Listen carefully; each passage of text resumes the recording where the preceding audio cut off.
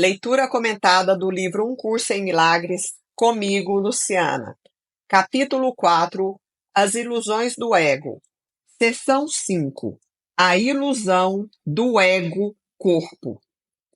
Todas as coisas cooperam para o bem. Não existem exceções, exceto no julgamento do ego.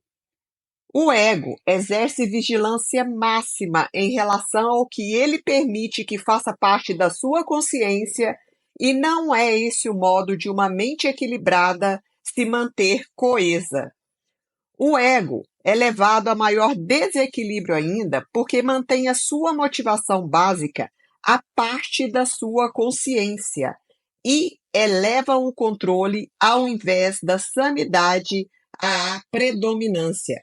Então, o ego está sempre cada vez mais buscando controlar a nossa mente, a gente mesmo, e a gente expressa esse controle também na nossa própria vida. Toda vez que a gente estiver tentando controlar situações, pessoas, resultados, nós estamos vivendo manipulados pelo nosso próprio ego. Então, a gente sai desse contexto de sanidade, de estar com a mente sã. O ego tem toda a razão para fazer isso, de acordo com o sistema de pensamento que lhe deu origem e ao qual ele serve. O que ele está dizendo aqui? Que o sistema de pensamento que originou o ego é um sistema ilusório, de ilusões, de coisas que não são reais, mas que a gente acredita que são. O julgamento são, o julgamento na sanidade, né? Na mente certa, inevitavelmente seria contra o ego e tem que ser obliterado, ou seja, esquecido, deixado de lado pelo ego, no interesse da sua própria autopreservação. Então, o ego, como disse aqui no comecinho do primeiro parágrafo, ele exerce vigilância máxima. E sempre que a gente tenta fazer um julgamento mais elevado, um julgamento a partir da mentalidade certa, o ego faz com que a gente deixe esse pensamento de lado rapidamente em função da sua própria autopreservação. Porque se a gente vai na direção da mentalidade certa, o ego vai perdendo poder, perdendo controle sobre a gente. Uma das principais fontes do estado de desequilíbrio do ego é a falta de discriminação entre o corpo e os pensamentos de Deus. Os pensamentos de Deus são inaceitáveis para o ego, porque apontam claramente para a não existência do próprio ego. Assim sendo, o ego ou os distorce, ou seja, ou distorce esses pensamentos de Deus, ou se recusa a aceitá-los. Ele não pode, porém, fazer com que deixem de ser. Tenta, portanto, não só esconder os impulsos inaceitáveis do corpo, mas também os pensamentos de Deus, porque ambos são ameaçadores para ele. Estando preocupado primariamente com a sua própria preservação diante da ameaça, o ego os percebe como o mesmo. Percebendo-os como o mesmo, tenta se salvar, para não ser varrido para longe, como certamente seria na presença do conhecimento. E um dos conhecimentos mais relevantes é que o ego não existe, ele é uma ilusão. Qualquer sistema de pensamento que confunda Deus e o corpo tem que ser insano. Por que ele fala que tem que ser insano? Porque o corpo é o nosso veículo de expressão, de comunicação, de manifestação aqui, e é o veículo principal pelo qual o ego atua sobre a gente. Porque ele usa o corpo como uma forma incessante ou de atacar ou de se defender o tempo inteiro, durante toda a vida. No entanto, essa confusão é essencial para o ego, que julga só em termos de ameaça ou não ameaça a si mesmo. Então, o ego ele se fortalece quando a gente entra nessa confusão mental, esse não entendimento. Por isso que a gente precisa trazer clareza para tudo. Porque quanto mais confusos nós estamos, menos a gente vai conseguir entender como ele está direcionando a nossa vida. Em um certo sentido, o medo que o ego tem de Deus é pelo menos lógico, já que, de fato, a ideia de Deus o dissipa. Então, quando a gente compreende verdadeiramente, profundamente, que somos a manifestação desse Deus amoroso aqui na Terra, aí o ego ele perde a função dominadora dele, porque a gente começa a entender a realidade, a beleza dessa criação maravilhosa e que somos criaturas perfeitas. Então, é onde o ego perde força.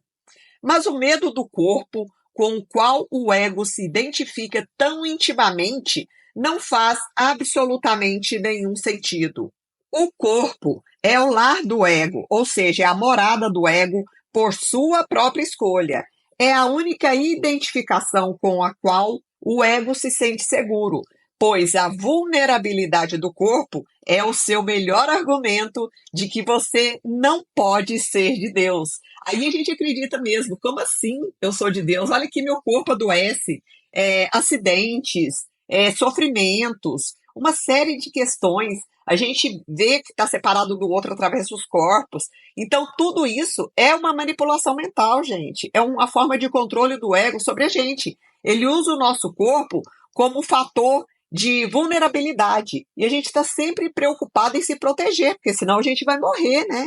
Essa é a crença que o ego ansiosamente promove. Promove onde? Na nossa mente. Entretanto, o ego odeia o corpo, pois não pode aceitá-lo como bom o suficiente para ser o seu lar. É aí que a mente passa a ser, de fato, aturdida, atormentada. E aí que a gente fica perdido mesmo, literalmente. Isso acontece, gente, o tempo inteiro, nas nossas mentes, no nosso sentir. Aí a gente age equivocadamente porque a gente sente emoções conturbadas, medos profundos, culpas, ansiedades, uma série de questões que precisam amorosamente serem observadas. Apesar do ego lhe dizer que ela realmente é parte do corpo, dizer para a mente, né? E que o corpo é o seu protetor, ele também lhe diz que o corpo não pode protegê-la. Olha a insanidade do ego, olha o jogo que ele faz de criar uma imensa confusão entre níveis, porque ele fala para a mente que o corpo é a morada da mente e que a função do corpo é protegê-la, mas também ele diz que o corpo é incapaz de protegê-la. Olha a confusão que cria na nossa própria mente. Isso tudo está acontecendo dentro dos nossos pensamentos ali, no nosso sentir, nesse mundo que a gente está manifestando aqui e que se expressa através da nossa persona, nossa personalidade, aquilo que eu penso que eu sou, que na verdade é uma ilusão também, né? Por conseguinte, a mente pergunta: aonde posso ir em busca de proteção? Ao que o ego responde: volta-te para mim. Então, o ego, através das nossas crenças, dos nossos pensamentos, ele faz a gente acreditar que está nos protegendo. Nos protegendo de quê? Através do corpo, né? Protegendo o nosso corpo para que a gente sobreviva, para que a gente não morra, para que a gente não passe fome, para que a gente não seja atacado. São uma série infindável de enganos, gente. A mente, não sem causa, ou seja, não sem motivo para questionar, ela lembra ao ego que ele próprio insistiu em ser identificado com o corpo. Portanto, não faz sentido ela se voltar para ele em busca de proteção. O ego não tem uma resposta real para isso, posto que não existe nenhuma resposta, mas tem uma solução típica. Ele oblitera a questão da consciência da mente. Então, ele oblitera, ele esconde, ele faz com que a gente esqueça, deixe de lado esse entendimento de que existe uma consciência mais elevada na própria mente, que é essa consciência divina, que é essa consciência, essa mentalidade certa do nosso eu superior. Ele oblitera, ele oculta isso, né? Mascara isso para a própria mente. É como se a nossa mente, eu entendo aqui, né? Ela fosse dividida em mentalidade certa e mentalidade errada. Só que a mentalidade certa é um nível acima de entendimento, de conhecimento. E a gente está no engano aqui sendo manipulado pelo ego, que é a mentalidade errada. Mas ele esconde essa questão da própria mente para que ela não se unifique, não se torne íntegra, integral, integrada ao todo. Aí a gente realmente vê tudo separado, tudo como difícil, porque a nossa mente está dividida entre a mentalidade certa, que é a nossa essência mesmo, e a mentalidade errada. e que eu já falei no áudio anterior, tem a ver com o nosso mental, o nosso corpo mental inferior e com o nosso corpo mental superior. O corpo mental superior, ele traz todas as respostas de sabedoria que a gente precisa para lidar com todas as situações, questões, relacionamentos e pessoas nesta vida. E cada um tem um corpo mental superior alinhado com aquilo que cada um precisa. Então é muito assim, o meu corpo mental superior não traz as mesmas soluções que o corpo mental superior de outra pessoa. Essa é a mentalidade, no meu ponto de vista, a mentalidade certa.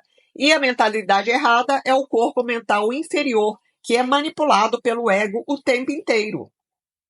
Uma vez fora da consciência, porque o ego tenta esconder isso, esse fato que existe uma consciência além disso tudo que é unificada e que traz todo o conhecimento, uma vez fora da consciência, a questão pode produzir e produz, não é pode, produz também inquietação, mas não pode ser respondida, porque não pode ser colocada.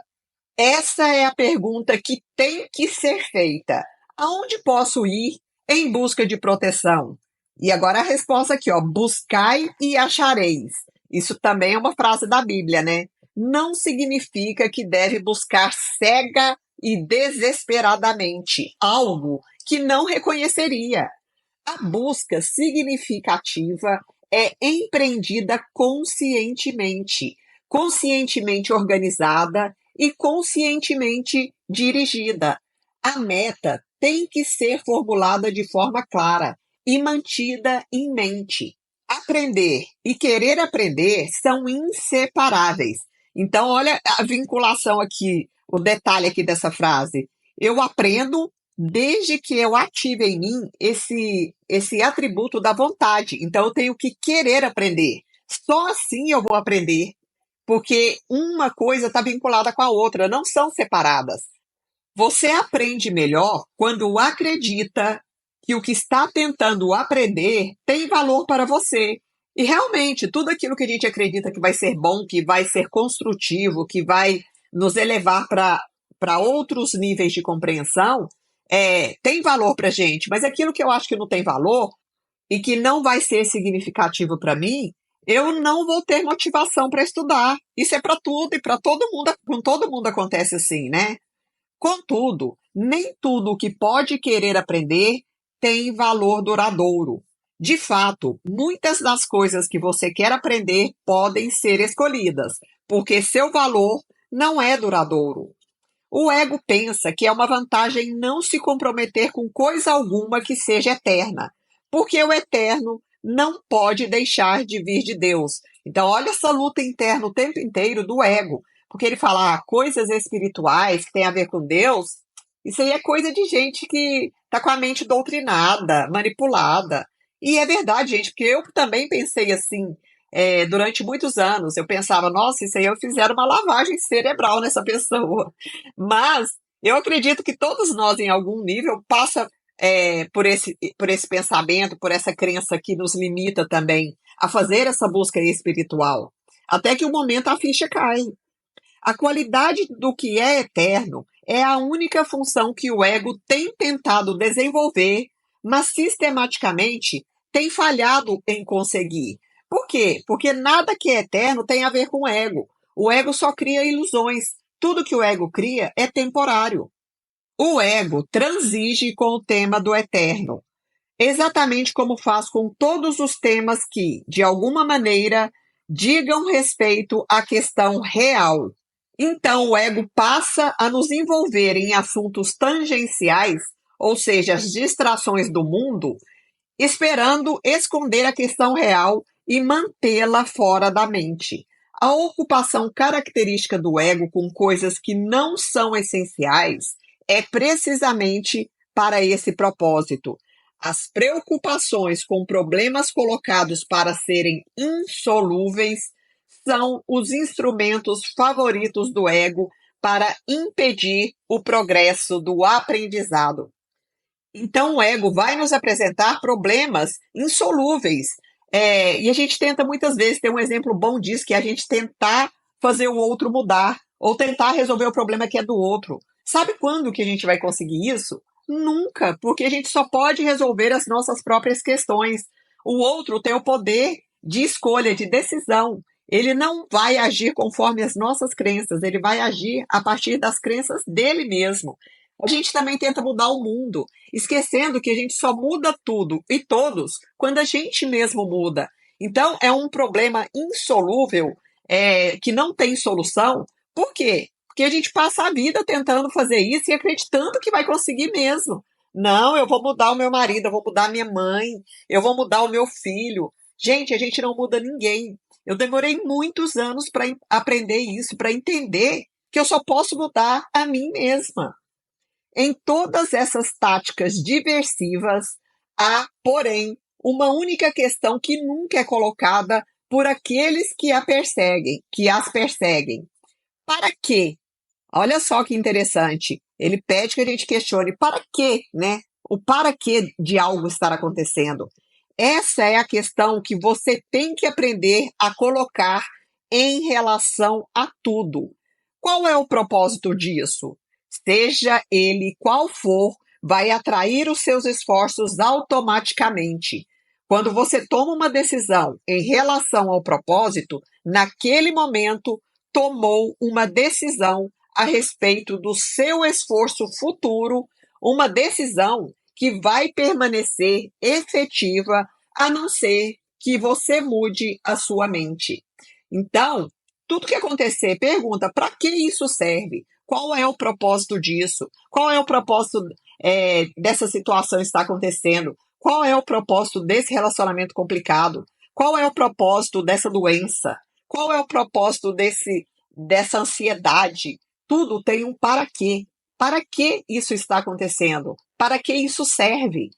E através desses questionamentos, as respostas começam a chegar na nossa mente como intuições, como sensações, como alguma fala, algum vídeo que você viu que vai responder essa questão que você colocou para Deus, para o universo, para o seu eu superior, seja para que tipo de consciência ou energia você enviar. Simplesmente pergunte. Fim da leitura do livro-texto.